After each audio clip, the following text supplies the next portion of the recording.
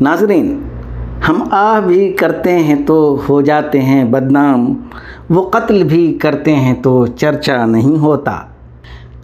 ہمارے ام المدارس دارالعلوم دیوبند کے طلباء نے ایک مشاعرہ کیا سن لیا اور ایک خاتون کے کلام سے تھوڑا سا محظوظ کیا ہو لیا، پوری دنیا میں ہنگامہ برپا ہو گیا۔ ارے جناب، اپنا بھی دامن دیکھیں، یہ ندوی لوگ لکھنؤ کا کوئی بھی مشاعرہ ندوے کے لڑکوں سے خالی نہیں ہوتا، اور وہ تو چھوڑیے، جب وہ کالج میں جاتے ہیں تو اپنی داڑھی کٹوا لیتے ہیں، اپنے لباس بدل لیتے ہیں، اپنا حلیہ بگاڑ لیتے ہیں، ان کو تو کوئی کچھ نہیں بولتا۔ اور جامعہ ملیہ اسلامیہ نام پر غور کیجئے، ملیہ بھی ہے اور اسلامیہ بھی ہے۔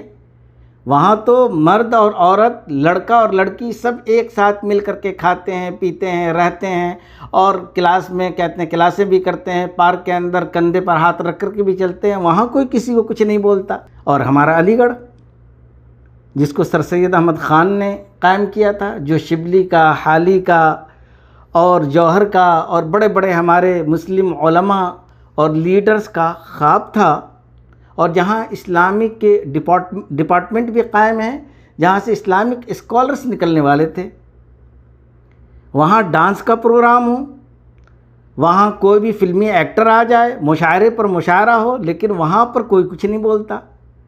لیکن دیوبند کے طلباء نے ایک مشاعرے میں ایک خاتون کو کیا سن لیا، پوری دنیا میں ہنگامہ برپا ہو گیا۔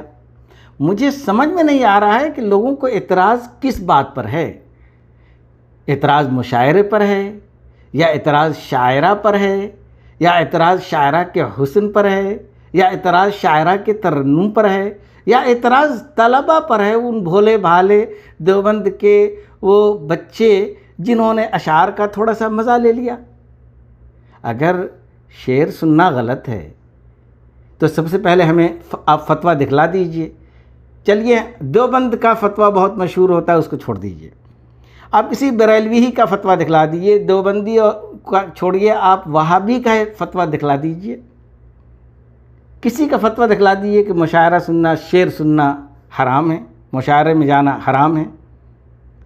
جب دیوبند نے، ام المدارس نے فتویٰ نہیں دیا، تو وہاں کے طلباء اگر مشاعرے میں کچھ اشعار سن لیں، وہ بھی ترنم سے ایک خاتون کا، تو اس میں پریشانی کی کون سی بات ہے؟ آپ یہ کہہ سکتے ہیں کہ عورت کی آواز سننا تو غلط ہے، یہ جائز نہیں ہے، تو جناب آپ بازار میں کیوں جاتے ہیں؟ جناب آپ بینک میں کیوں جاتے ہیں؟ جناب آپ دوسری جگہوں پر عورتوں سے اختلاط کیوں کرتے ہیں؟ ٹرینوں کے اندر، پلینوں کے اندر، ہر جگہ۔ تو بھائی اگر وہاں پر آپ اختلاط کر سکتے ہیں، تو یہاں ہمارے طلباء نے اگر کچھ اشعار خاتون کی زبان سے ڈائریکٹ سن لیے، تو اس میں حرمت کی یا اس میں بے ادبی کی کون سی بات ہو گئی؟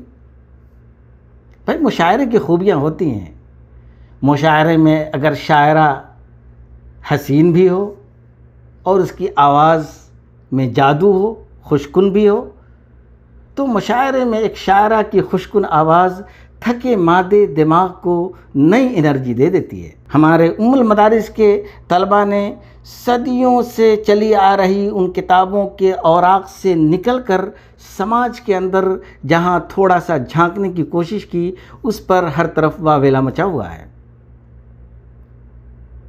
بھائی انہوں نے کیا کیا؟ انہوں نے ایک شاعرہ کے کلام کو سنا کہ سماج کے اندر کیا ہو رہا ہے، اور کیا کیا ہو سکتا ہے، اور کیا کیا کیا جا سکتا ہے، اس کی رہنمائی شاعرہ کے اشعار میں کی گئی ہوگی۔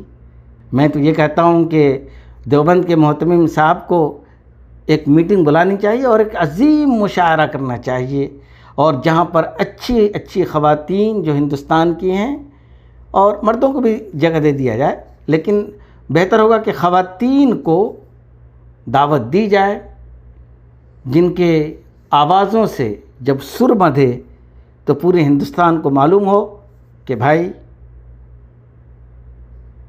شعر سننا جائز ہے، شعر کہنا جائز ہے۔ اگر مشاعروں کے ذریعہ دیوبند کے طلباء کے اندر ادب، اردو ادب اگر جاگتا ہے، تو میں تو یہ کہوں گا کہ مشاعرے ہر سال وہاں کروانے چاہیے۔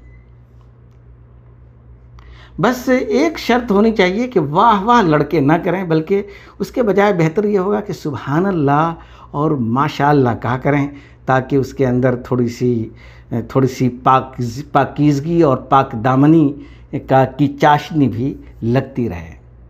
مجھے اس بات سے خوشی ہوئی کہ بچوں نے مشاعرے میں شرکت کی، اور میں یہ چاہوں گا کہ کوئی بھی مشاعرہ نہ چھوڑیں۔ بہت بہت شکریہ۔